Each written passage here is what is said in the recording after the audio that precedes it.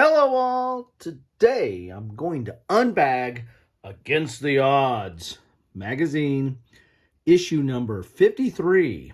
This is a journal of history and simulation. The featured game and articles surrounding that game in this issue is Rome, Inc., from Augustus to Diocletian. And this was a winner of the Charles S. Roberts Awards. So one of the reasons I picked this up was it was nominated and then got a hold of it, and now it won. So I'll put a link to the video. I think I did a video where I kind of did an unboxing or unbagging or what have you of the goodies I got from Against the Odds as part of their sale that they had going on before the end of the year, which was, I think it was their Labatt sale. And so I'll put a link to that, which I pulled this out of the hat, so to speak. Against the Odds magazine, I haven't done a lot of videos on Against the Odds, but I have a lot of Against the Odds magazines. In fact, I think I have almost all of them. I think there's only a handful. I mean, literally, you can count on one hand, maybe the ones that I'm missing. I don't have a lot of the annuals. I'm talking about just the regular ones. Probably should have subscribed to it back in the day, but never got around to that.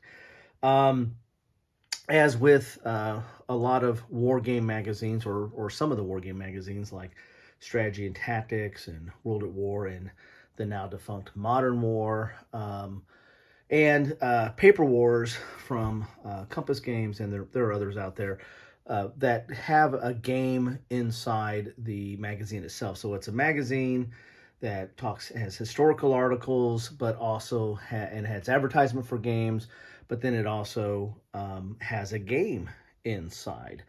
And again, in this issue is Rome, Inc. So let's get inside the bag and see what we have in here. And when you have a magazine game, you're going to get the map, you're going to get the counter sheet, you're going to get the rule set. You might get a player aid, you might not. A lot of magazine games tend to try to put as much of the player aids on the map itself. I know that's what Strategy and Tactics tries to do, so that you don't have a lot of extra player aids. Or if you do have player aids, sometimes they're just inside the rules, and so you're going to really have to make a copy of it, either that or butcher your rule set. So here's the magazine itself, and then you get, as I said, the counter sheet and the map, and we'll get to those in a little bit. Let's do a quick page through of the magazine. One thing about the counters, is Against the Odds magazine counters, they're fine thickness. They come out generally okay, but some of the ones in the past, I don't know how this one is, but sometimes they come out kind of chunky, so there's like nibs. And I'm not traditionally not a clipper, but sometimes the Against the Odds magazine games and Decision games and some of their magazine games kind of make me want to clip because they're a little unsightly. So here's the magazine here. It's number 53. Inside, it talks about the business of empire, war without limits, and the man who made the legions. So as with most games in magazine games in general, but definitely Against the Odd, they have a game, and then they're going to have articles that kind of surround the game. And this issue has a lot of articles that deal with Rome. Imagine that. Because this game is a solitaire game, but it is Rome, Inc. So it's like you are managing Rome like a corporation over time. So it's more of a kind of a strategic and yet different look at the Roman Empire. You're kind of managing it from a corporate sense in that regard. So I imagine there's somewhat economics in this game maybe as well. Anyway, let's get inside the magazine. Here's an article for annual 2018 Sea Monsters. This is, I've got this one. I think I've done coverage on this one. This is excellent. This has 4 games in it. Some of them are solo. I think there's a couple of solo and then a couple of multiplayer games. really interesting. They're all kind of focusing on naval aspects in some regards. That's why it's called Sea Monsters. But some really interesting games here. The 21, I've played that, liked that.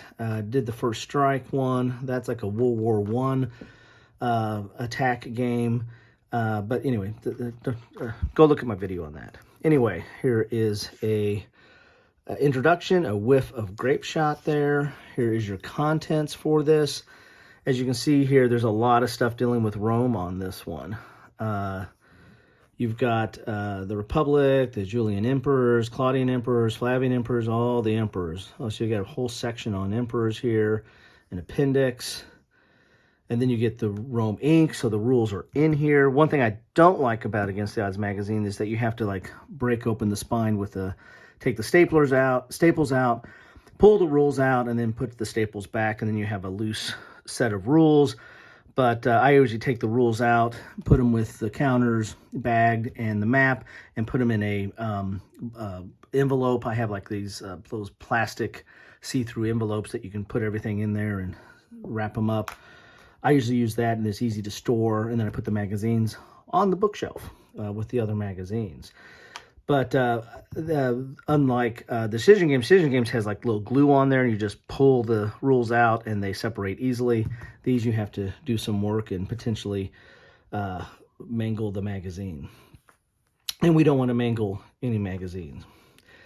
We've got On Guards here, Gaius Marius, and the Reform of the Roman Legion. So again, a lot of Roman content here, or Rome content. And the data shows, Simulation Corner, and the Fifth Columnist. So they have some regular stuff there as well. Here's another, looks like it's talking about another game here, or some other games here that kind of talking about those, advertising those a little bit.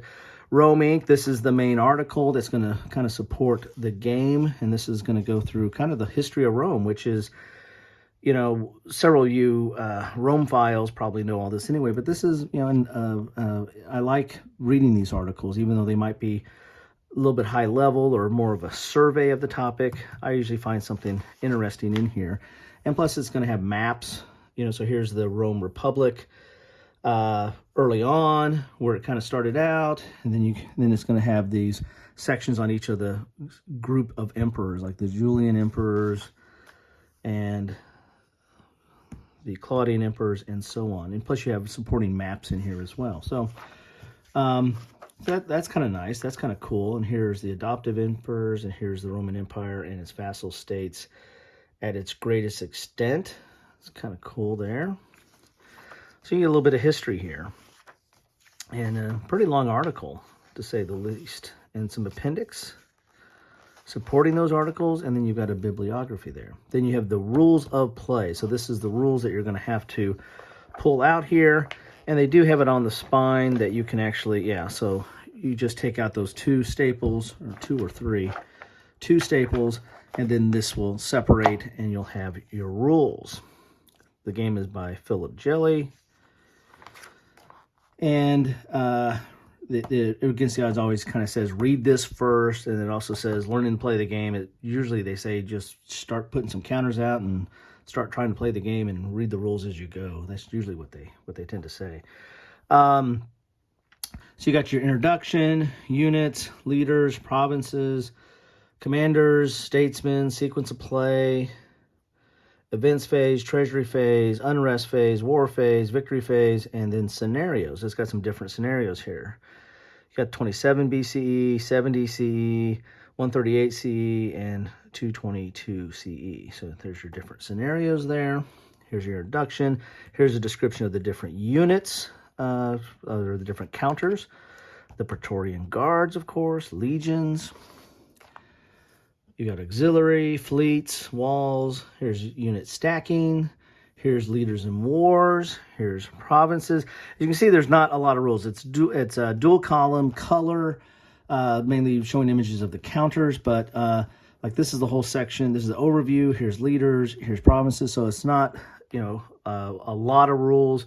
This is a really kind of a high-level game, playing the Roman ink type feel or theme of a different tact or different take on the Roman Empire. Here's commanders, statesmen, and then you get into the sequence of play. That might be something that, if it's not on BGG, I might want to make a copy of that and have that off to the side if that's not on the map. And it's got rules references too. Here's your charts, and again, this is a solo game, so there's probably going to be charts, right? We've got to roll for a lot of stuff, or at least have modifiers. Assassination, support, movement, pillage, unrest, revolt, losses, rebellions. Okay, there's some charts there. And some more. Here's wars charts, and civil wars charts. Then you get into the different phases, treasury,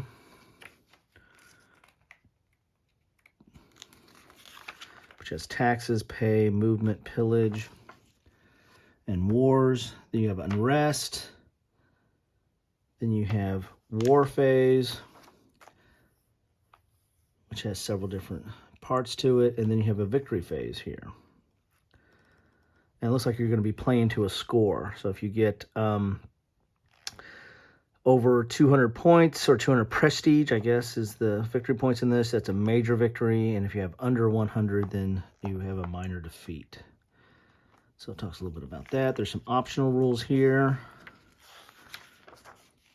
Then you've got the scenarios. Got a little bit of an overview of the scenarios. Then the scenarios tells you about any special rules or game track, the setup of it, you know, what goes in, like the different boxes or holding boxes or different provinces. And then you'll have that for each one of the different scenarios in here. And there you have it. That is the end of the rules. So quite a bit there, but you know, for a solo game and for the fact that you're covering a large period of Roman history, maybe it didn't look that deep. It didn't look like it was that taxing. Here's some ads for some of their games. They have a sister company, Turning Point Simulations, where they cover some of the 20 greatest battles or 30 greatest battles or something like that. And some of these are from there. Some of these are just from their magazines. I have this one here. Then you have On Guards, Who Guards the Praetorian Guard. So you got even some more Roman articles here. If you hadn't had enough Rome yet, there's some more. Here's an ad for High Flying Dice Games. I've covered some of their games. Interesting company, kind of a small publisher, almost on the edge of kind of do-it-yourself type counters and stuff. And then, if you don't have enough Rome yet, here's another Rome article here. So, Reform of the Roman Legion. So this is kind of Rome overload, which is appropriate given that this is my Rome week. Most of the games I've covered this week have had a Rome theme or Rome focus or Rome bent, whatever you want to call it. Some nice art in here. And then you get into there's no more Rome left, right? Now you get into the regular stuff. And the data shows these are regular type articles, I think, or different pieces that they're covering. Stuff here. A lot of pretty deep articles, a lot of text there. Kind of interesting how they have the different size paragraphs or spacing. Look at that. And there you have it. That is the end. You get some more ads for some of these are like the annuals, I think, for Against the Odds magazine. They give out like 4, I think a regular subscription has 4 issues, and then there's an annual if you buy that, which is like a bigger game or kind of bigger game, usually more stuff to it, or multiple games like that. Sea Monsters had 4 games in it. Here's an article by John Prados, the late, great John Prados, on war on the installment plan. And here's the 5th column, which looks like it's talking about some books there. And that is an ad for Monty's D-Day. which I think that's a John Prados game as well. And then an ad for Black Eagles, which is not part of Against the Odds. So there you have it. That is issue 53. I can't remember when this came out. This came out in 2021 because it had to be eligible for the Charles S. Roberts Award. So there's the magazine. Let's take a look at the counters here. And these counters feel like they're going to come out, but again, I think that they're connected very tightly to the corners. So you get an example of the counters there. A lot of information on there. Quite a bit of information on there, if the truth be told. A lot of variety in those counters.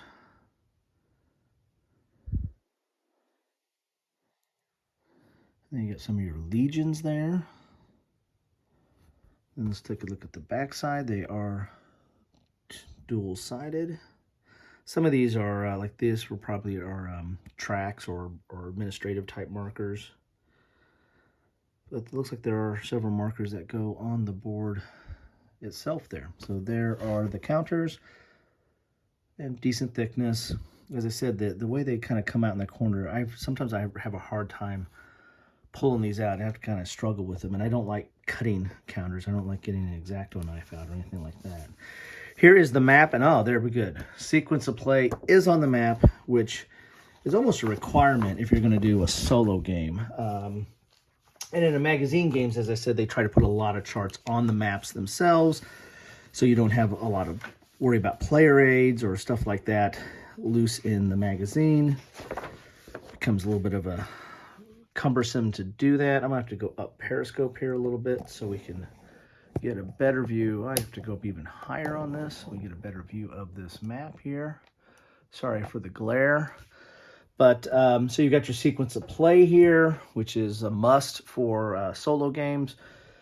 Your treasury track, your treasury chart here.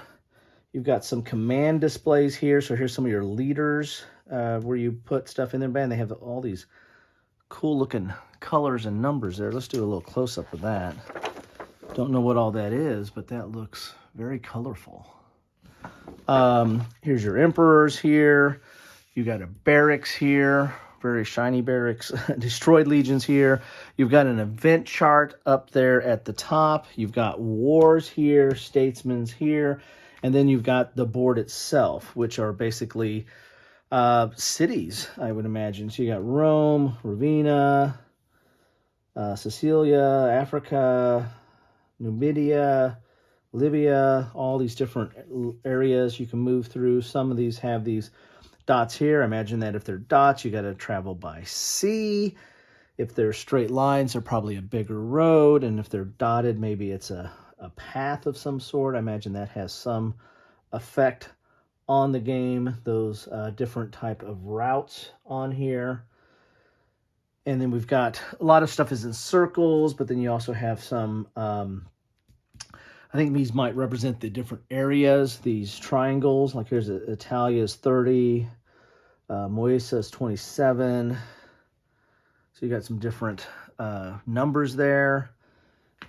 Gallia 22, and then you've got some coins in some of these boxes, and then you've got some other like banners or something or other symbols up here. So you got, and then you got some fleets, so that might be ports maybe.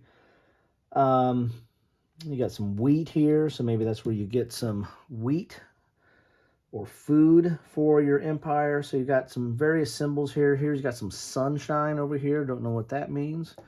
Maybe that means it's desert. I don't know.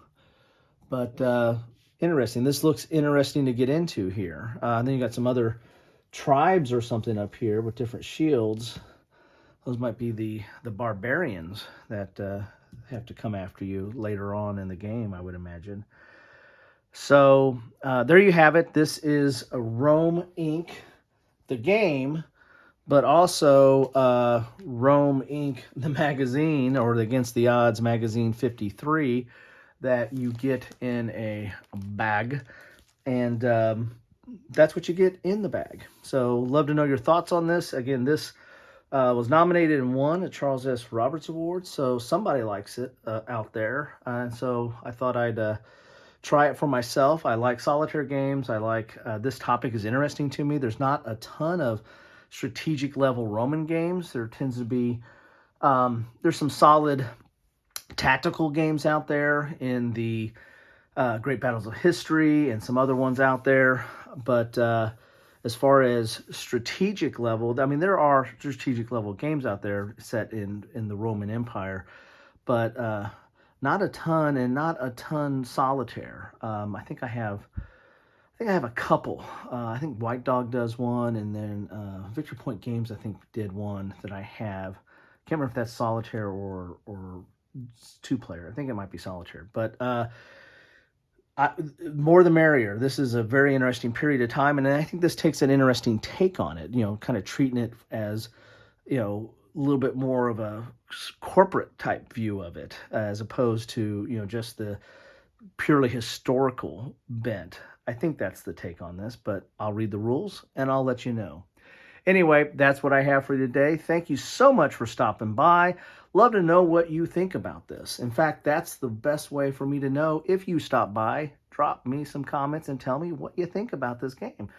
Why it deserved the Charlie, or why it was ridiculous to even be in the nomination or the running for the Charlie. Hey, it's fair game. Say what you want, just keep it civil. Anyway, take care and have a good one. And here is a quick bonus. There's the magazine. I've taken the rules out and put them in my envelope here. I have not punched out the counters yet, but I've got, the map and counters are in here. I'll put a couple baggies, or 2 or 3 or 4, however many is needed, and then baggies will go in here. And so you got the rules, the counters, and the map. I store that off in a bin with my other magazine games, and then the magazine goes on the rack. A little bit of bonus. Thanks for stopping by.